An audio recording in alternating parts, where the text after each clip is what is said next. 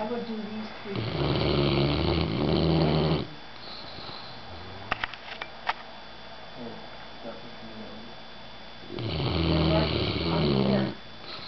This is from your last year's book. Here's simple interest.